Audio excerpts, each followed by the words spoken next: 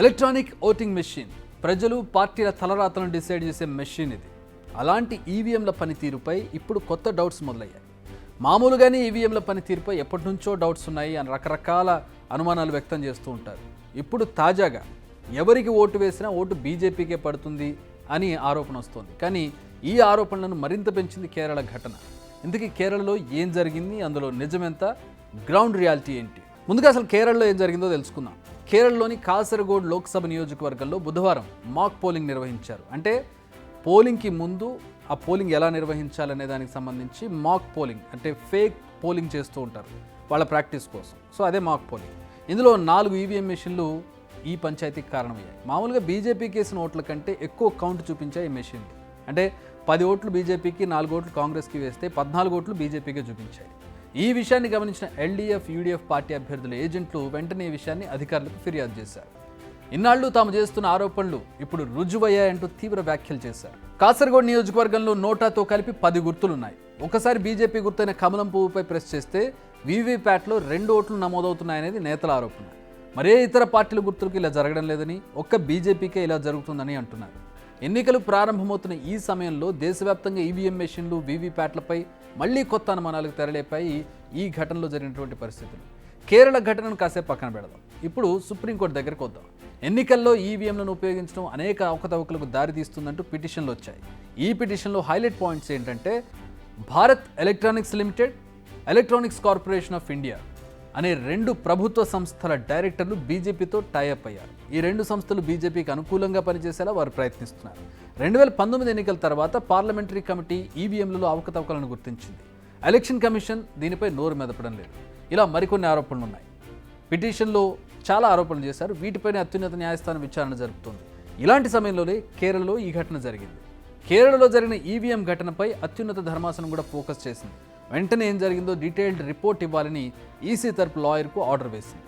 అయితే విపక్ష నేతలు చేస్తున్న ఆరోపణలను కంప్లీట్గా కొట్టిపడేసింది ఎలక్షన్ కమిషన్. 4 వీవీప్యాట్లో తప్పు జరిగింది నిజమే, కానీ వీవీప్యాట్ ప్రింట్ చేసిన స్లిప్పై నాట్ టు బి కౌంటెడ్ అనే మెసేజ్ ప్రింట్ అయి ఉంది.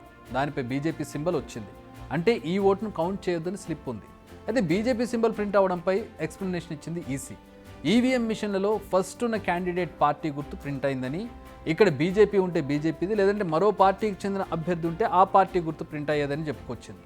వెంటనే ఈ విషయాన్ని గుర్తించి వాటిని సరిచేశామని కోర్టుకు తెలిపింది. మరోసారి చెక్ చేసినప్పుడు అన్ని మెషిన్ సరిగ్గా పనిచేసాయని అంటుంది.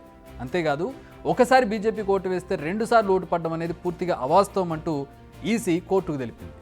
ఇది బీజేపీకి పడుతున్న ఓట్లపై అటు విపక్షాలు చేస్తున్న ఆరోపణలు, ఇటు ఈసీ ఇస్తున్న క్లారిటీ. ఇక ఎన్నికల్లో ఈవీఎంలు పూర్తిగా తొలగించాలన్న దానిపై కూడా సుప్రీంకోర్టు ధర్మాసనం చాలా కీలక వ్యాఖ్యలు చేసింది. సుప్రీంకోర్టు చేసిన వ్యాఖ్యలు ఏంటంటే, దేశంలో ఎన్నికలు నిర్వహించడం అతిపెద్ద సవాల్. ఇలాంటి పరిస్థితుల్లో వ్యవస్థను వెనక్కి తీసుకెళ్లకూడదు. బ్యాలెట్ పేపర్లను ఉపయోగించి ఎన్నికలు నిర్వహించిన సమయంలో బ్యాలెట్ బాక్సులను ఎత్తుకెళ్లలేదా అని ప్రశ్నిస్తోంది. చాలామంది జర్మనీ గురించి మాట్లాడుతున్నారు. అక్కడ జనాభా ఎంత, మన దేశ జనాభా ఎంత? ఎన్నికల ప్రక్రియపై మనకు నమ్మకం ఉండాలి తప్ప దానిని వెనక్కి లాగకూడదు.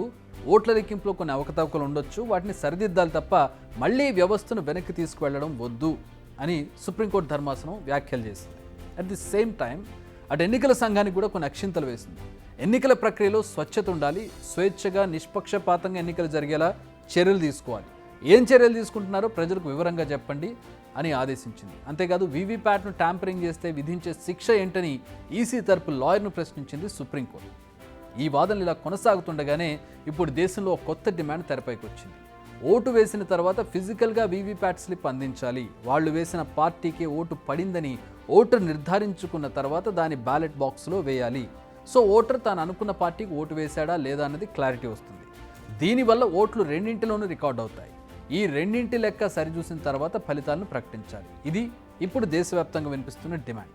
లాస్ట్ ఇయర్ ఇండియా కూటమి నేతలు కూడా ఇదే డిమాండ్ చేశారు. దీనివల్ల ఫలితాల ప్రకటన కాస్త లేట్ అవుతుంది కావచ్చు, కానీ పక్కాగా రిజల్ట్స్ వస్తాయన్న చర్చ ఉంది. కానీ దీనిపై ఈసీ నోరు మెదపడం లేదు. ప్రస్తుతం సుప్రీంకోర్టులో జరుగుతున్న విచారణలో ఈ అంశం కూడా రాబోతోంది. మరి దీనిపై సుప్రీంకోర్టు ఎలాంటి నిర్ణయం తీసుకుంటుంది అనేది ఇప్పుడు ఇంట్రెస్టింగ్గా మారింది.